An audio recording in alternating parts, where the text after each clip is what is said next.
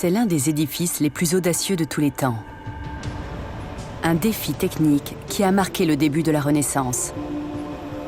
Le dôme de la cathédrale de Florence, bâti il y a 600 ans, non pas par un architecte, mais par un orfèvre qui se mesura à l'impossible. Il s'est lancé dans la construction de ce dôme alors que la technologie de l'époque ne le permettait pas. En théorie, c'était impossible. Faite de 4 millions de briques, pour un poids d'environ 37 000 tonnes, c'est la plus grande coupole de maçonnerie au monde. Mais aujourd'hui encore, les méthodes employées demeurent mystérieuses. Un chercheur, fasciné par les secrets du dôme, s'est entouré d'une équipe de maçons pour mettre à l'épreuve sa théorie. Posez les briques ici. J'ai dû chercher par moi-même, parce que l'architecte n'a laissé aucune trace écrite. Nulle part. Ça doit être comme ça qu'il a fait. Il n'y a pas d'autre solution.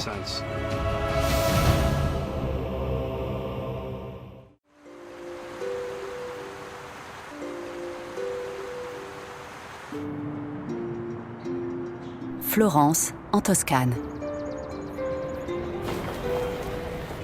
Depuis des siècles, on vient s'émerveiller des chefs-d'œuvre de la Renaissance à Florence. Il y a 600 ans, cette ville a connu une révolution artistique sans précédent. C'était la patrie de Léonard de Vinci et de Michel-Ange, un foyer de créativité et d'innovation.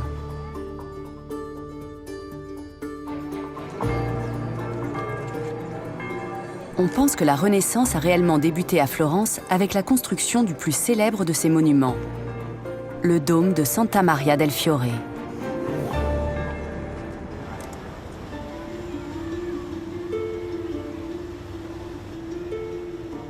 Édifié 60 ans avant que Christophe Colomb découvre l'Amérique, le dôme reste le plus imposant dans son genre. C'est un symbole entouré de mystères, parce qu'on ne sait pas avec certitude comment il a été construit.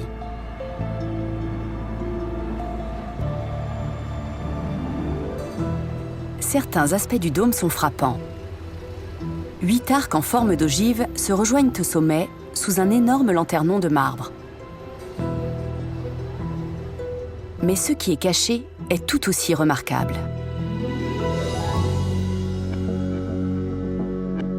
La couverture de tuiles dissimule des parois constituées de 4 millions de briques.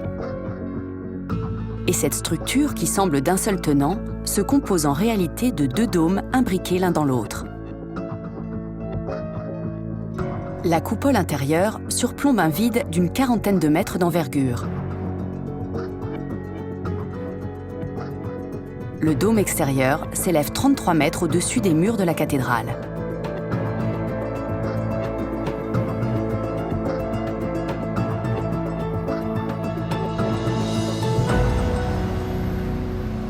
Comment pouvait-on travailler à de telles hauteurs il y a 6 siècles? Comment les architectes de l'époque savaient-ils que les 8 arcs allaient se rejoindre au sommet et que ces parois escarpées pourraient tenir sans s'effondrer? Avec ce dôme, Florence a pris un cap résolument moderne. C'est le symbole d'une ville nouvelle, d'un nouveau monde. Il s'élance si audacieux, si parfait qu'on dirait un ouvrage divin.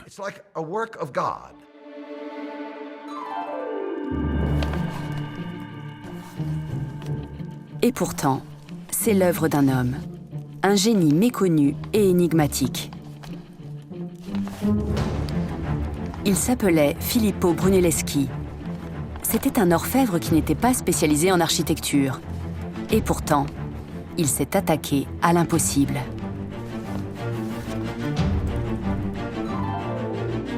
Il a réussi à faire tenir 37 000 tonnes de maçonnerie penchée au-dessus du vide sans s'effondrer. Les spécialistes continuent à se demander comment il s'y est pris. Il se lance dans la construction de ce dôme alors que la technologie de l'époque ne le permet pas. Comment a-t-il fait? En théorie, c'était impossible.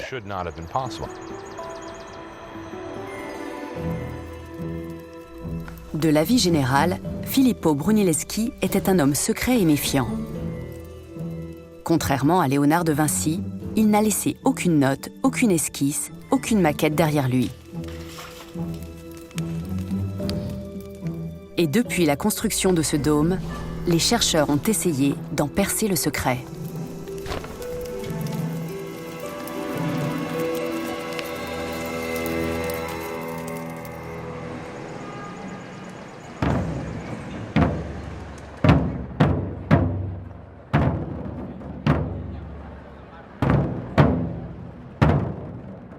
Brunelleschi a un tel prestige à Florence que l'on célèbre chaque année l'anniversaire de sa mort. La procession se rend sur sa tombe, au cœur de la grande cathédrale. En tête du cortège, Massimo Ricci, professeur d'architecture à l'Université de Florence. Ricci a passé 40 ans de sa vie à essayer de comprendre les méthodes du maître. Pour lui, Brunelleschi est devenu une obsession.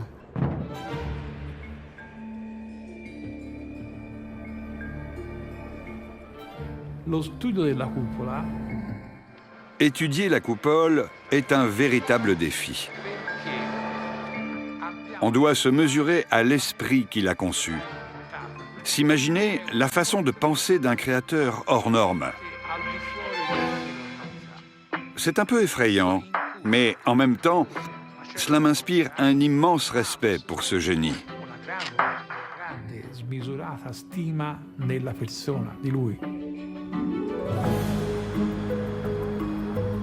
Le mystère du dôme le passionne au point d'entreprendre la construction de son propre modèle réduit dans un parc près de Florence.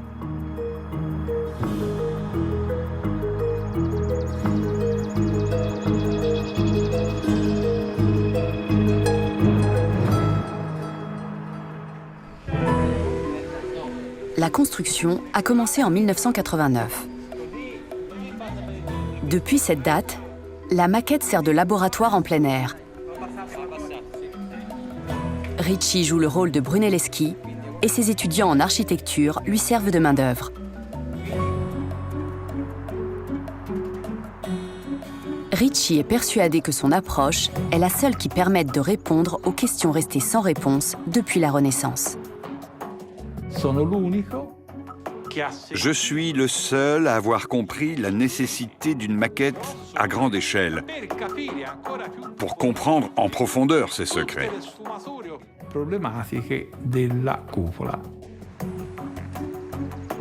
Aujourd'hui, l'expérience de Ricci en est à un tournant. Les murs, d'un poids de 400 tonnes, commencent à s'incurver vers l'intérieur. Et il se peut qu'ils s'effondrent. Il deviendrait donc trop dangereux pour les étudiants de poursuivre l'expérience.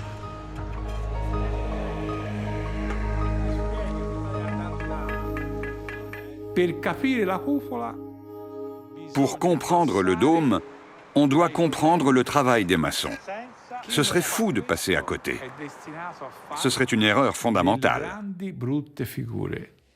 Censo, pousse-le un peu à gauche. Voilà, ça suffit. À l'époque, il n'y avait ni mesure au laser, ni modélisation numérique, ni plan détaillé pour guider la mise en œuvre. Les bâtisseurs contrôlaient l'avancée des travaux au cordeau. Massimo Ricci est persuadé que le secret du dôme repose sur la façon particulière dont Brunelleschi a utilisé ses cordes pour déterminer l'emplacement exact de chaque brique. L'échelle de la maquette de Ricci est au 1/5e, mais suffisamment grande selon lui pour vérifier sa théorie sur le dôme.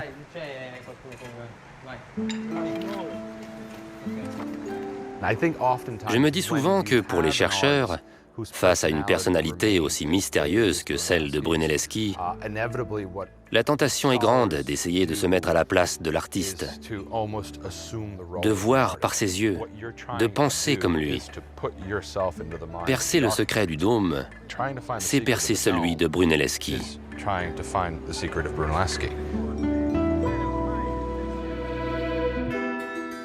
Et la quête de ce secret commence juste avant la Renaissance. À l'aube du XIVe siècle, une compétition fait rage entre Florence et d'autres cités-États en plein essor dans le nord de l'Italie, comme Sienne et Pise.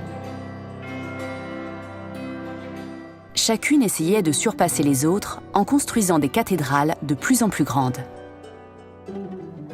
Les Florentins sont très créatifs. Ils ont aussi l'esprit de compétition. Et ça veut dire aussi qu'ils aiment bien faire ce que personne n'a fait avant eux. C'est pourquoi ils ont décidé, puisque d'autres villes de Toscane et d'Italie avaient de plus grandes églises que la leur, d'entrer dans la course et surtout de les dépasser. En 1293, le gouvernement de Florence réunit une commission pour superviser la construction d'une nouvelle cathédrale. Ils la veulent différente de toutes les autres. Les Florentins n'aiment pas les cathédrales gothiques qui surgissent aux quatre coins de l'Europe depuis une centaine d'années. Ils les trouvent surchargées avec leurs arcs-boutants et leurs multiples clochers pointus.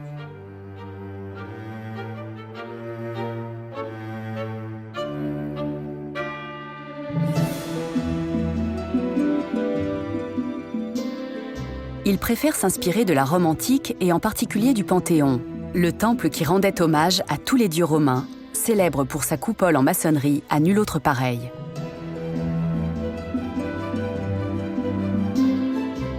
Malheureusement, cette technique de construction s'est depuis longtemps perdue.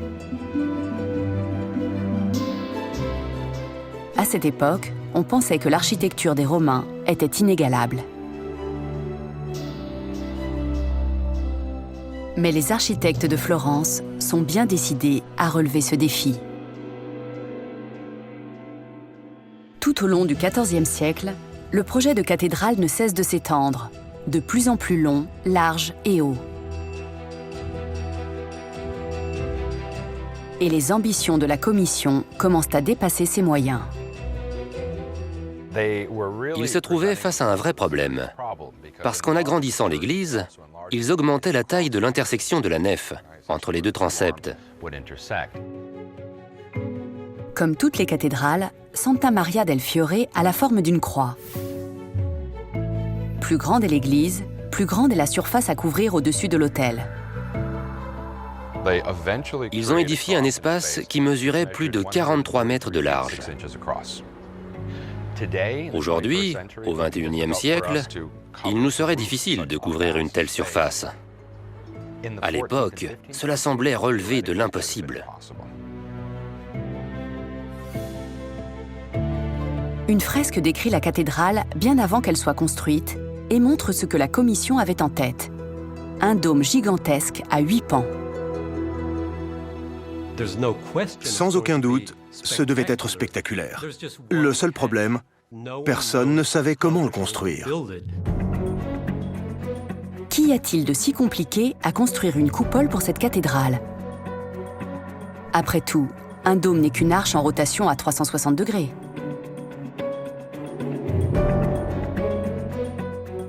Les tailleurs de pierre font ça depuis une centaine d'années.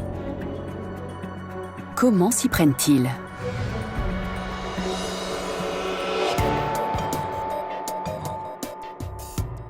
Au Moyen Âge, on utilise des cadres en bois pour soutenir la maçonnerie jusqu'à la mise en place de la clé de voûte, les deux arcs poussant l'un vers l'autre pour assurer la tenue de l'ensemble. C'est ce qu'on appelle le cintrage.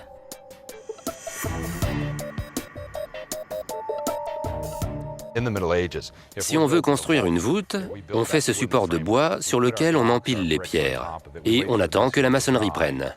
Puis on fait un signe de croix, on enlève le cadre et on se sauve à toute vitesse parce qu'il y a 50% de chances que ça s'effondre. Malheureusement, ce procédé ne peut pas fonctionner à Florence. La fabrication d'un cintrage en bois pour la cathédrale aurait été d'une taille sans précédent et hors de prix.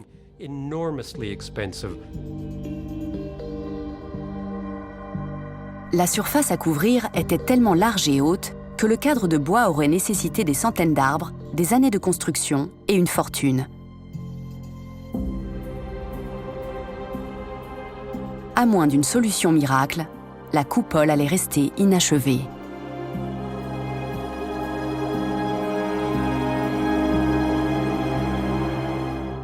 Ce qui me paraît extraordinaire, c'est d'entreprendre un chantier alors que vous savez pertinemment que vous n'avez pas la technologie pour le terminer.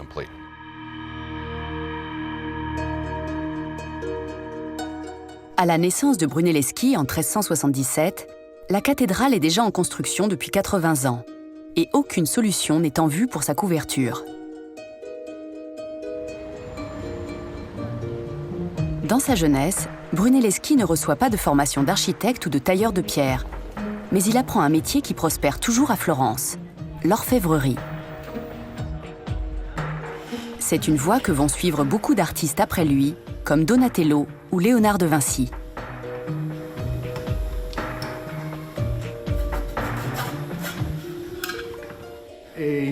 Il fait ses débuts à 14 ans dans l'atelier d'un ami de son père et va rester apprenti jusqu'à 17 ou 18 ans. Il acquiert là toutes les techniques de la tradition florentine. Aujourd'hui, cela nous semble une drôle de façon de s'initier à l'architecture. Mais au XVe siècle, c'était encore la meilleure formation pour devenir architecte, sculpteur ou créateur en général. Ils travaillaient l'or et l'argent et se servaient de leur intelligence autant que de leurs mains. Ils s'efforçaient de créer des objets à la fois fonctionnels et beaux.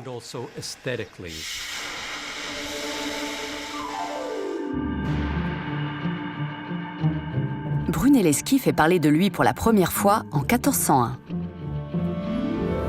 À 23 ans, il participe au concours qui va désigner le nouveau décorateur du plus illustre monument de Florence, le baptistère. Depuis des siècles, on y baptise les plus célèbres florentins, comme Dante et les Médicis. Et ces portes ont besoin d'un nouvel ornement de bronze. Filippo Brunelleschi, ambitieux et sûr de son talent, se lance dans la compétition. C'est une compétition artistique des plus prestigieuses pour un ouvrage que tout le monde va pouvoir admirer et qui va immédiatement générer la gloire de son auteur. Il parvient à la sélection finale en concurrence avec un autre débutant, Lorenzo Ghiberti. L'épreuve finale consistait en la création d'un bas-relief. Chacun recevait la même quantité de bronze, charge à lui de faire ses preuves.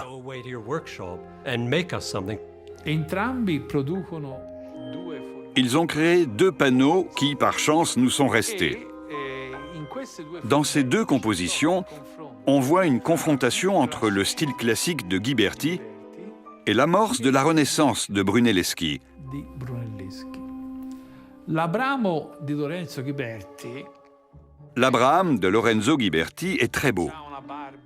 Il porte une longue barbe bouclée, des cheveux flottants. La scène est riche en détails. Celui de Brunelleschi est d'un incroyable humanisme. Et c'est déjà nouveau. Regardez la façon dont Abraham va tuer son fils. Alors que celui de Ghiberti est suspendu dans son geste avec le couteau et son fils presque prêt à se faire poignarder, celui de Brunelleschi a saisi son fils à la gorge. Et vous pouvez voir qu'il a placé sa main sur l'artère pour étourdir l'enfant, parce qu'il ne voulait pas que son fils ait mal. C'est une création d'un génie inimaginable. Et c'est ce qui fait de Brunelleschi un artiste. C'est toute la différence que la Renaissance a apportée à l'art du XVe siècle. C'est ça l'apport de la Renaissance. Les 2 panneaux sont des chefs-d'œuvre. Mais la création de Brunelleschi est sans doute trop en avance sur son temps. C'est Ghiberti qui l'emporte. Il va sans dire que sa défaite l'a profondément blessé. Et sans doute a-t-elle eu une influence sur sa future carrière. Qu'il ait compris ou non pourquoi il avait perdu, Brunelleschi devait se trouver une nouvelle voie à explorer. À la suite de cette épreuve, Brunelleschi, dépité, quitte Florence. On ignore ce qu'il a fait les 15 années suivantes, mais il les a probablement passées à Rome à étudier les monuments antiques. On pense que c'est dans le but de se préparer à la construction du dôme de Florence.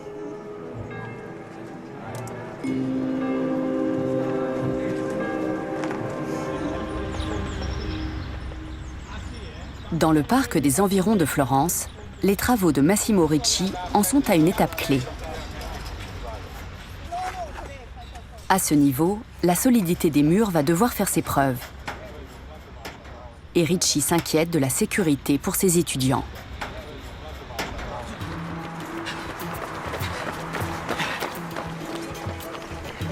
Une nouvelle équipe arrive alors en renfort.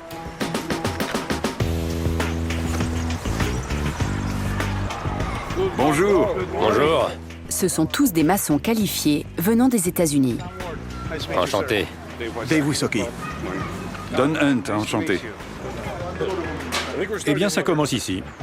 Ils sont tous membres de l'Institut international de maçonnerie qui forme les artisans aux différentes techniques. Bien sûr, il faut quelques ajustements dans les mesures. Un demi-pouce à l'arête de la brique. Ici, on parle pas en pouces, mais en millimètres. Ah oui, pardon. Ils ont tous plus de 20 ans de métier et ne visitent pas Florence pour sa cuisine ou ses monuments, mais pour aligner des briques. C'est parfait comme ça. Les maçons se font une idée de la structure de base de Brunelleschi. Les 8 angles du dôme, là où les murs se croisent, forment l'ossature de la coupole. Ce sont des arches puissantes qui se rejoignent au sommet. Avec les arches intérieures plus petites, elles assurent en grande partie le maintien de la masse de 37 000 tonnes. À la base, ce sont 4 arches gothiques qui s'élèvent comme ça. Si vous prenez cette arête, sa symétrique de l'autre côté va monter comme ça. Ça donne donc une série de 4 arches gothiques qui se croisent au milieu. C'est la clé de l'ensemble. L'étude de la maquette place les Américains face au mystère du dôme. Avant que les pans inclinés se rejoignent au sommet, qu'est-ce qui les empêche de s'effondrer? De quel artifice Brunelleschi s'est-il servi pour défier la gravité? J'ai construit des tas de grands bâtiments, comme des stades, mais je n'ai jamais travaillé sur un chantier pareil. On se sert de toutes sortes de techniques pour maintenir les arches en place. Et quand c'est terminé, on retire les soutiens. Mais ici, c'est une structure autoportante. Je n'ai jamais vu ça ailleurs. Il va leur falloir littéralement apprendre les ficelles du métier pour comprendre la théorie de Ricci. Ils sont vraiment super.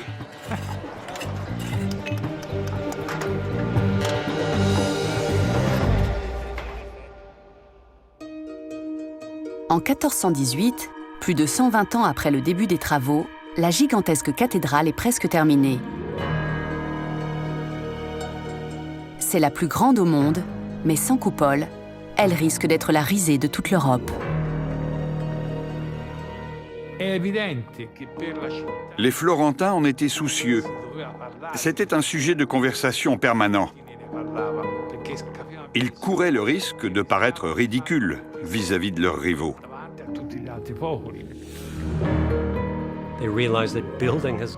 Ils en étaient arrivés au point où ils ne pouvaient plus dissimuler leurs projets pour finir la construction. Alors ils ont à nouveau lancé un appel d'offres pour la couverture du dôme. Toute proposition serait bienvenue.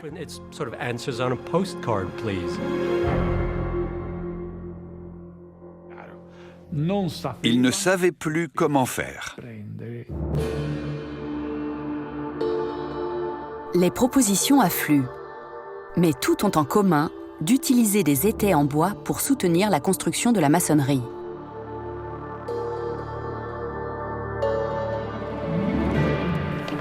Un seul candidat propose une structure autoportante.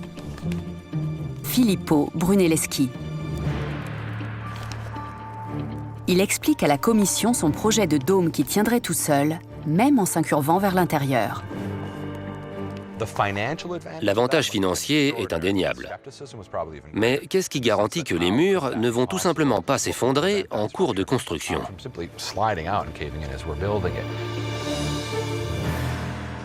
Et un autre problème se pose. À 41 ans, Brunelleschi n'a jamais construit quoi que ce soit. Ils en sont là. À l'apogée de cette construction, qui dure depuis 120 ans, ils se demandent qui était cet orfèvre qui leur dit « J'ai la solution et la technique ». Vous lui auriez fait confiance? Moi pas. C'est peut-être précisément cette absolue confiance en lui qui a impressionné la commission. Car par ailleurs, il n'avait pas la moindre idée de ce qui l'attendait. Brunelleschi devait avoir une vue d'ensemble très claire de la construction, mais il se rendait bien compte que les questions de détail se poseraient à lui au fur et à mesure de l'exécution. Filippo, toujours secret et jaloux de son projet, leur a dit « Je vous révélerai ma méthode quand vous m'aurez confié la tâche. Quand je me mettrai au travail, vous verrez bien que ça marche. » Les autres candidats avaient montré leur plan. Seul Brunelleschi a refusé. « Je sais comment m'y prendre et je suis le seul à pouvoir le faire. J'ai étudié l'architecture des Romains. » « Il faut quand même nous en dire un peu plus, répondirent-ils. Il a donc demandé qu'on lui apporte un œuf. Celui qui pourra le faire tenir tout droit sur une table aura compris comment j'allais m'y prendre. Imaginez tous ces éminents artisans de l'Europe entière en train d'essayer de faire tenir un œuf droit sur sa base. Ils ont tous échoué. Ils rendent l'œuf à Brunelleschi et lui demandent de s'expliquer. Vasari, qui rapporte l'anecdote au XVIe siècle, emploie un terme vulgaire mais imagé. Pippo ruppe il cuore dell'uovo. Pippo, le diminutif de Filippo, a cassé le cul de l'œuf. Ses adversaires ont répliqué qu'ils auraient pu en faire autant. Sans doute, leur répondit-il. Et vous seriez aussi capable de construire cette coupole si vous saviez ce que je sais. 17 ans plus tôt, son projet d'avant-garde lui avait coûté la première place pour les portes du baptistère. Cette fois, il veut garder le secret le plus longtemps possible. Aurait-il révélé son secret que personne ne l'aurait compris? Tout reposait sur un agencement très particulier des briques entre elles dont il allait se servir pour les murs internes. La commission rend sa décision en avril 1420. 3 candidats sont retenus, dont Brunelleschi et son ancien rival Ghiberti. S'il a connu le doute, ça a dû être à ce moment-là. Parce qu'enfin, il prenait la mesure de la tâche qui l'attendait devant ce gouffre béant.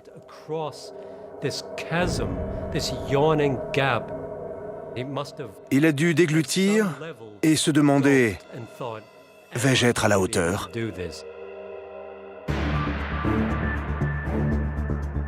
Brunelleschi se fait vite remarquer en remportant la première épreuve, élever les matériaux de construction à une hauteur de plus de 50 mètres.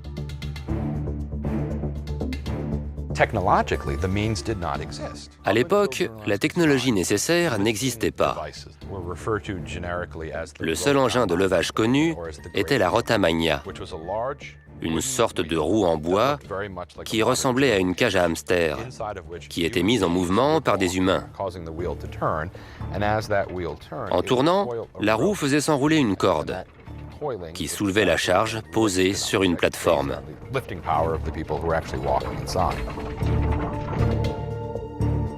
Brunelleschi se rend bien compte que cet appareil désuet ne convient pas à un chantier d'une telle ampleur.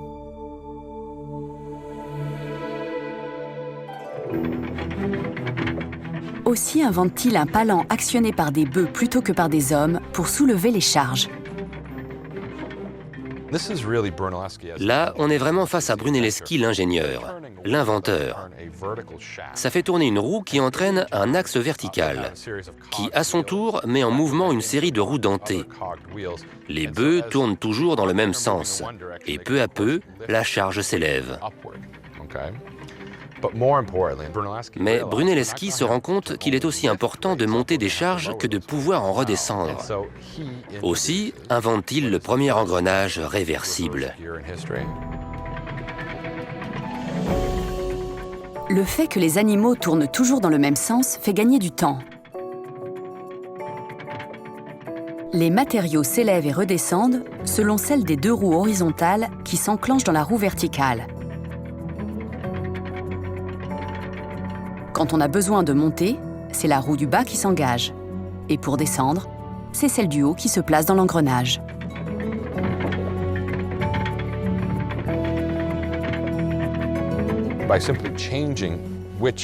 En changeant simplement la roue motrice, on peut changer le sens de la traction, de bas en haut ou l'inverse.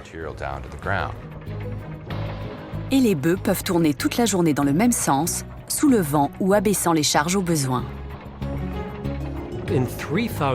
3000 ans de génie civil n'étaient jamais arrivés à ça. Il a repoussé des limites jamais franchies. Brunelleschi a été le premier à faire ça. Brunelleschi a résolu la question du levage de 37 000 tonnes de matériaux de construction. À présent, l'orfèvre se trouve face au problème de jointer les 8 gros murs qui vont constituer la coupole.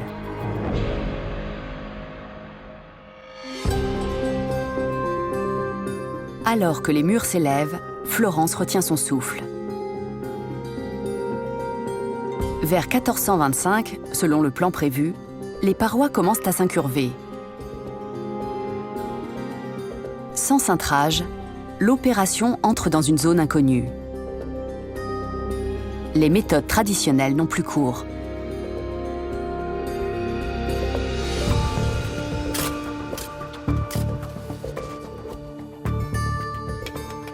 La plupart des murs sont montés en alignant les briques les unes après les autres et couche par couche.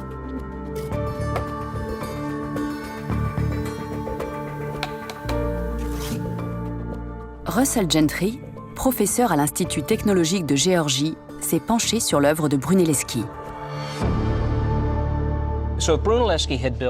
Si Brunelleschi avait construit ces parois telles que vous les voyez, il y aurait des alternances de couches de briques et de ciment, avec des rangées bien séparées de ces briques et de ce ciment. Le ciment étant plus fragile que la brique, on peut craindre que la gravité aidant, une fissure se produise dans une des couches de ciment, entraînant toute la maçonnerie vers la chute.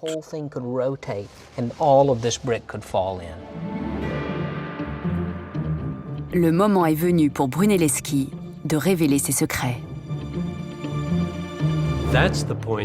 À ce point de la construction, un support quelconque était toujours nécessaire. C'est là que Brunelleschi s'est servi de l'assemblage de briques qu'il avait lui-même inventé.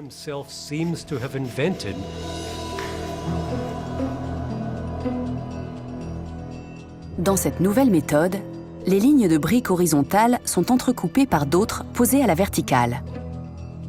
Au lieu d'aller droit, les lignes zigzaguent. On peut le voir encore aujourd'hui, dans l'espace entre les deux dômes, sur quelques murs qui n'ont pas été plâtrés. En italien, cet assemblage s'appelle spina pesce, littéralement en arête de poisson.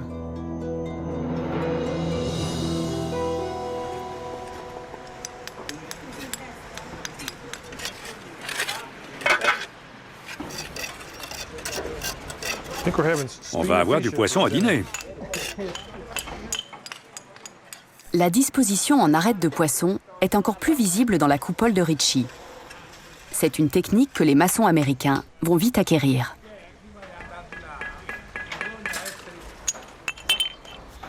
D'accord, parfait.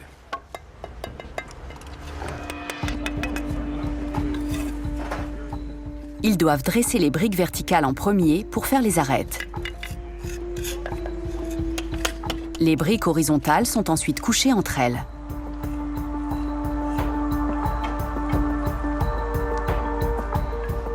Malgré leurs années d'expérience, les Américains n'ont jamais vu ça. Ça n'a rien à voir avec ce que nous connaissons. Cette technique est vraiment étonnante. Les briques verticales verrouillent les zones de faiblesse du mortier et empêchent de longues sections de se fissurer et de glisser avant de s'effondrer.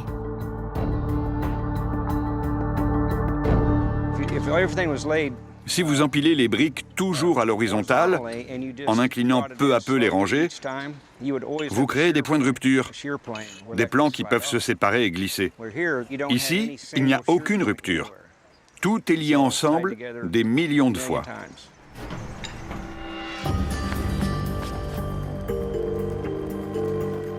La technique en arête de poisson est tellement inédite que Brunelleschi doit convaincre les autorités religieuses et les maçons de lui permettre de l'utiliser. Encore une fois, il va à l'encontre des conventions. Mais c'est aussi la vie des ouvriers qui est en jeu. Ils travaillaient à près de 70 mètres au-dessus du vide. S'ils chutaient, c'était la mort assurée.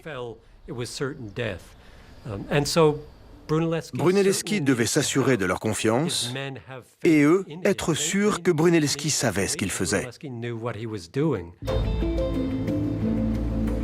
Brunelleschi a donc forcément fait quelque chose pour les rassurer sur sa nouvelle méthode. Mais quoi? La réponse se trouve peut-être dans ce bâtiment, juste à côté de la cathédrale, à l'ombre même du dôme.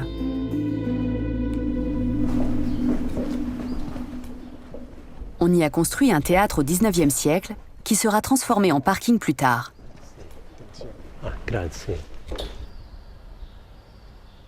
Alors que débutent des travaux pour construire une nouvelle aile au musée de la cathédrale, les archéologues dégagent des centaines d'années de gravats et découvrent un trésor enfoui.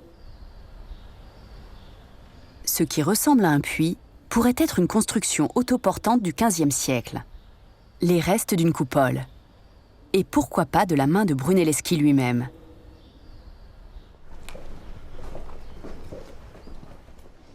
Francesco Guerrieri, de l'Université de Florence, supervise la découverte. Voici la fameuse petite coupole. On l'a découverte en novembre 2012 et c'était tout à fait inattendu.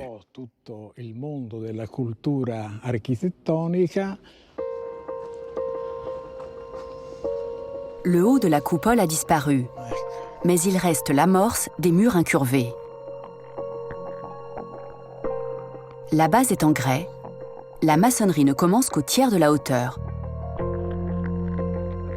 ce qui correspond au plan du dôme de la cathédrale.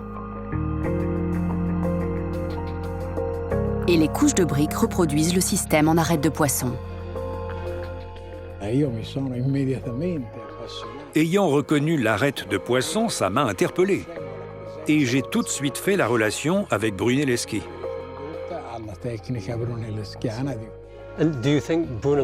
Et vous croyez que Brunelleschi a montré ça et a dit « Voici comment je vais m'y prendre. Voici mon secret pour construire le dôme. » Oui. À mon avis, il s'en est probablement servi pour expliquer l'intérêt de l'arête de poisson.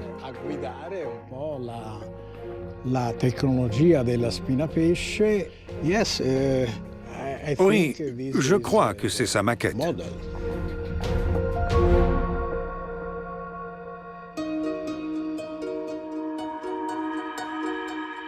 Mais il y a une différence évidente dans la nouvelle découverte. Elle est cylindrique, alors que les murs de la cathédrale forment un octogone.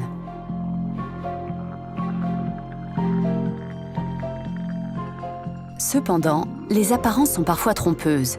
Brunelleschi s'est servi de l'arête de poisson pour créer une spirale continue de forme octogonale.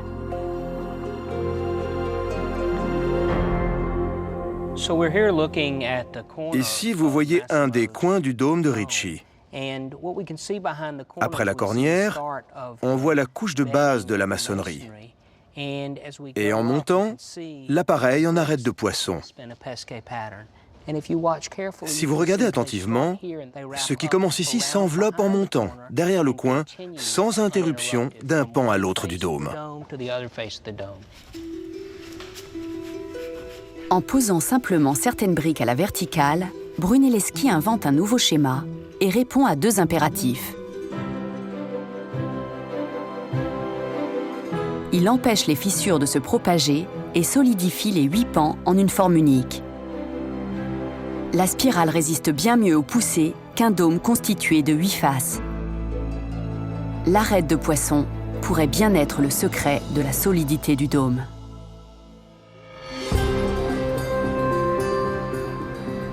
Mais la construction de la coupole implique bien d'autres secrets. Certains ont été découverts par les maçons américains au contact de Massimo Ricci. Regardez ça, c'est d'un seul morceau. Après avoir passé 2 semaines sur le chantier, ils vont visiter l'original. Le dôme intérieur est entièrement recouvert de fresques. L'espace entre les deux coques ne montre que des fragments des éléments clés.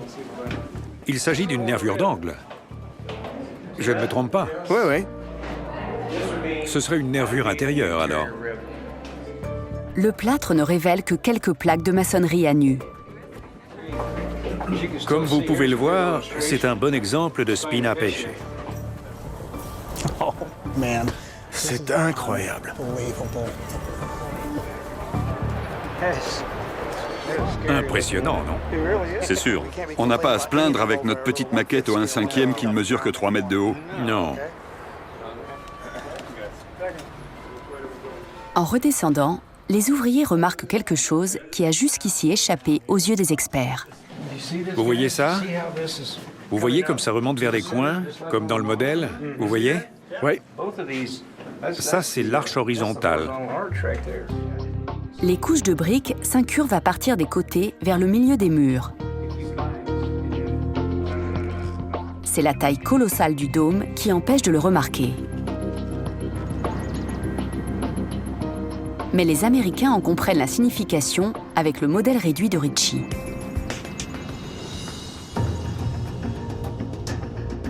Ce qui est important est à peine visible dans le dôme de Brunelleschi, mais on le voit clairement dans la maquette de Ritchie.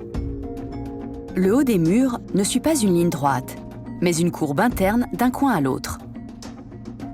Au sein de chaque paroi, cela crée une arche inversée, l'une des formes les plus stables en architecture. Ces arches, associées à l'appareil en arête de poisson, gardent les briques fermement en place. Elles conduisent le poids vers le bas des murs et les empêchent de s'effondrer vers l'intérieur.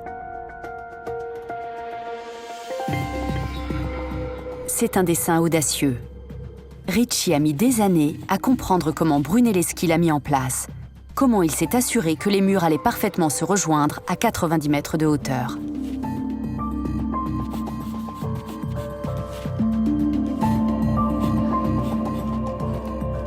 Ritchie est persuadé que la réponse se trouve dans l'utilisation du cordeau, dont les bâtisseurs de la Renaissance se servaient pour mesurer leur travail. Si Ritchie parvient à comprendre comment Brunelleschi utilisait ces lignes, il percera le secret le plus important.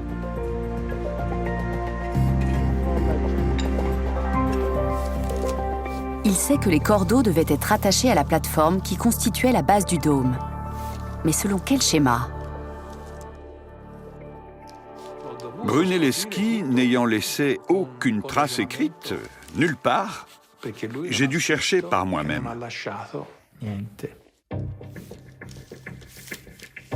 Ritchie se met à réaliser des centaines de croquis pour découvrir le secret de Brunelleschi. C'est alors qu'il entend parler d'un document vieux de 600 ans détenu par les archives. C'est un dessin sur parchemin réalisé 5 ans après le début des travaux du dôme et c'est la seule trace d'un témoin direct de sa construction. Mais c'est aussi une critique sévère de la technique de Brunelleschi. Giovanni da Prato y détaille les prétendues erreurs qui vont, selon lui, conduire à l'effondrement de la coupole.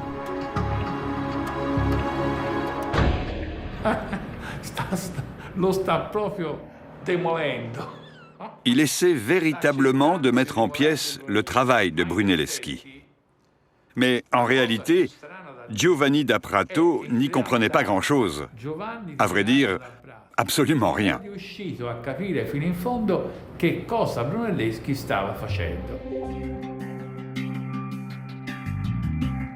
Da Prato n'a peut-être rien compris à la technique de Brunelleschi, mais il a été scrupuleux dans ses observations. Il a tracé fidèlement les cordeaux qui guidaient la construction.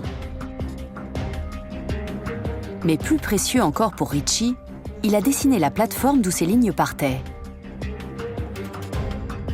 Et voici que Ricci remarque quelque chose d'inhabituel. Une ligne en forme de rosace qui court le long de cette plateforme.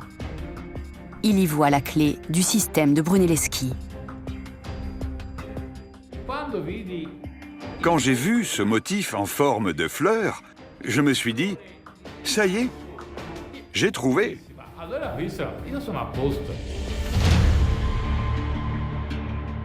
Ricci fait reproduire la rosace sur la plateforme de sa coupole afin de guider l'élévation de chaque mur.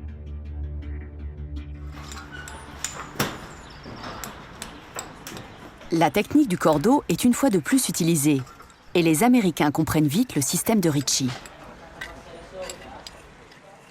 Sur la plateforme, un des ouvriers relie une corde à la rosace. Un autre tend l'autre extrémité en haut d'un des murs. La ligne tendue indique l'angle et la hauteur des briques. Vous voyez? Tu peux la maintenir une seconde? Concentrez-vous sur la ficelle que je fais bouger, celle que Bob tient. Elle détermine la position de la spine à pêcher. C'est là-dessus que nous nous basons.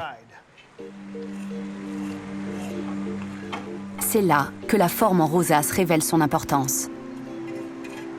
En suivant son contour, la ficelle transmet ses courbes aux 8 parois. Ce qui crée des arches inversées.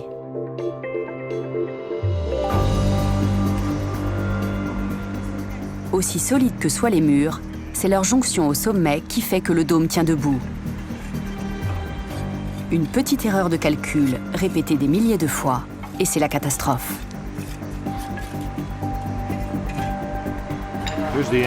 Ça, c'est l'angle. Et si vous montez, vous devez le respecter jusqu'en haut. Si l'angle n'est pas bon, quand le dôme approche du sommet, les murs ne vont pas se rejoindre au milieu. La coupole sera penchée d'un côté ou de l'autre.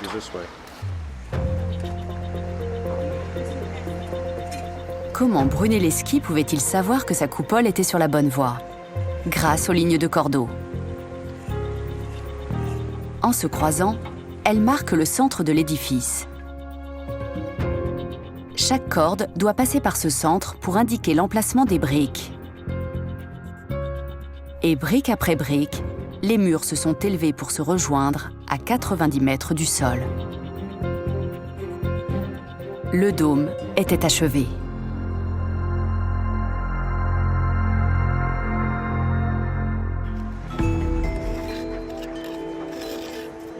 Pour Massimo Ricci, ce sont sur ces cordes que repose le secret du dôme. J'affirme que c'est la clé du mystère de Santa Maria del Fiore.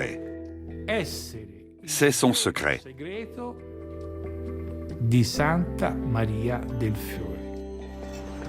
Après 2 semaines de travail sur la coupole de Ricci, les Américains semblent convaincus par son hypothèse.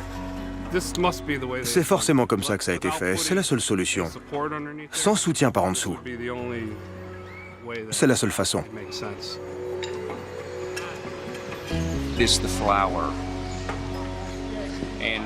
La rosace et la maçonnerie en arête de poisson, voilà les 2 clés du mystère.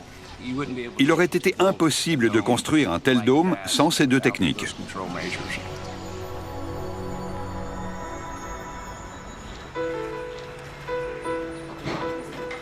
À ce jour, Massimo Ricci a passé plus de temps à travailler sur le dôme que Brunelleschi lui-même. Sa maquette va demeurer un laboratoire à ciel ouvert pour ceux qui étudient le travail de Brunelleschi. Mais il est possible que Ricci, au contraire de son illustre prédécesseur, ne voit jamais son travail achevé. Si on se réfère à l'époque de sa construction, de 1420 à 1436, 16 années, ce n'est rien. C'est même très rapide. C'est extraordinaire de se dire qu'il l'a vu terminer. Il a pu le contempler et se dire « Je l'ai construit. J'ai réussi. » Avec ce dôme, Florence a pris un cap résolument moderne. C'est le symbole d'une cité nouvelle, d'un nouveau monde. C'est l'expression d'une confiance en soi sans limite. Si l'homme a besoin de chefs-d'œuvre qui lui parlent d'idéal, le dôme de Brunelleschi est peut-être le plus grand de toute l'histoire de l'art.